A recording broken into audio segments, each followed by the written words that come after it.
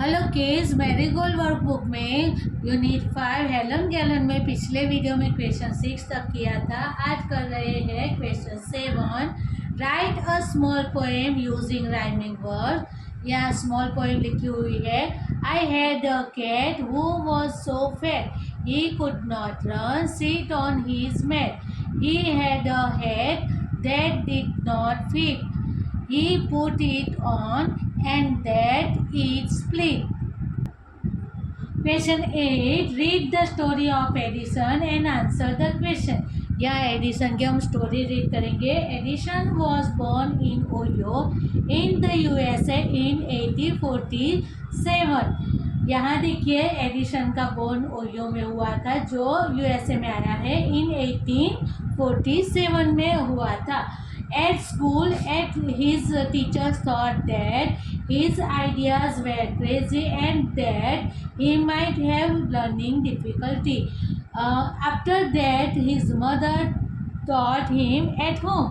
यहाँ देखिए उसकी जो टीचर्स थे वो ऐसा सोच रहे थे कि वो बहुत क्रेजी है और उसको लर्न करने में डिफ़िकल्टी होगी। बट उसके बाद उनकी जो मदर थी उसने उनको घर पे ही पढ़ाना यानी सिखाना शुरू कर दिया। He was full of curiosity and she encourage him to learn things for himself. जो एडिसन थे वो बहुत जिज्ञासु वृत्ति वाले थे यानी क्यूरियोसिटी वाले थे और उसकी मदर थी वो उसको प्रोत्साहित कर रही थी कि अपने आप वो अच्छे से और पढ़े और सीखे। He made working models of steam engines and steam power sawmill and experimented with chemicals। वो जो एडिशन थे उन्होंने स्टीम इंजन का मॉडल बनाया था, स्टीम पावर सोमिल और केमिकल्स के साथ वो एक्सपेरिमेंट करते थे। Edison also improved the telephone system that had been invented by Graham Bell। जो ग्रेहम बेल ने जो टेलीफोन इन्वेंटेड किया था उसमें भी एडिसन ने बहुत सारी इम्प्रूवमेंट लाए थे यानी बहुत सारे सुधार वधार किया था उसमें। He also invented phonograph and electric bell. ये अलेक्जेंडर ग्रेहम बेल है, उन्होंने फोनोग्राफ और इलेक्ट्रिक बेल की भी इन्वेंशन किया था। This was one of his major invention. ये उनकी बड़ी सोच थी। While he was trying invented an electric bulb, he failed a number of times, but he did not give up। यहाँ आप देखिए कि थॉमस अल्वा एडिसन उन्होंने इलेक्ट्रिक बल्ब उसको फाइंड करने के लिए इन्वेंशन करने के लिए बहुत बार वो फेल हुए थे, फिर भी उन्होंने हार नहीं मानी थी। Now 1. Fill in the blanks. First, Edison was born in Ohio in the USA in 1847. Second, Edison invented an electric bulb. Third, the telephone system was invented by Alexander Graham Bell. Question 2. Write the correct option A, B, C or D in the box. आपको सही answer box में लिखना है। First, Edison's teacher thought that he had A. Spelling difficulty, B. Learning difficulty, C. Writing difficulty, D. Reading difficulty। तो answer आएगा B. Learning difficulty।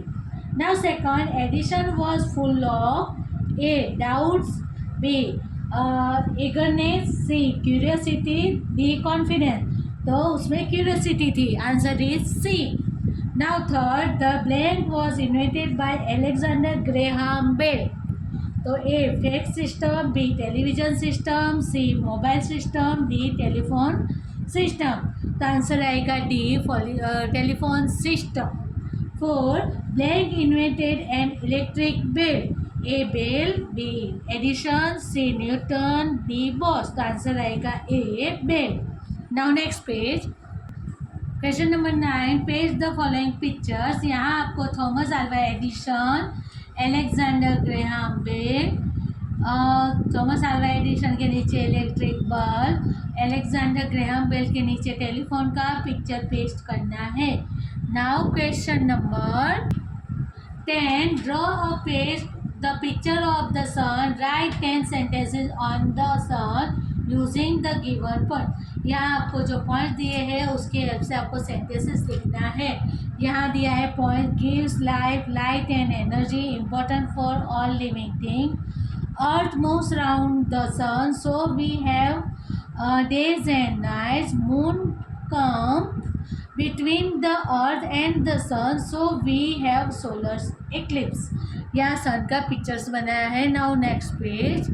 First लिखा है sun gives life on earth. Second, sun gives light heat and energy. Third, sun is very important for all living thing. Four, we can also use the energy of sun at home for saving functions like drying our food and clothes। Five में लिखा है the earth moves around the sun and moves around its own axis. The rotation of the earth causes day and night. Six में लिखा है when the moon comes between the earth and the sun completely blocking the face of the sun, this is called solar eclipse। Question 11, from newspaper or magazines collect stories of courageous children, draw or paste pictures related to the story। यहाँ आपकी पसंद की कोई बहादुर बच्चा है उसकी story का picture paste करना है और वो पिक्चर के बारे में आपको 10 सेंटेंस में स्टोरी लिखनी है। Okay kids, do it. Have a nice day.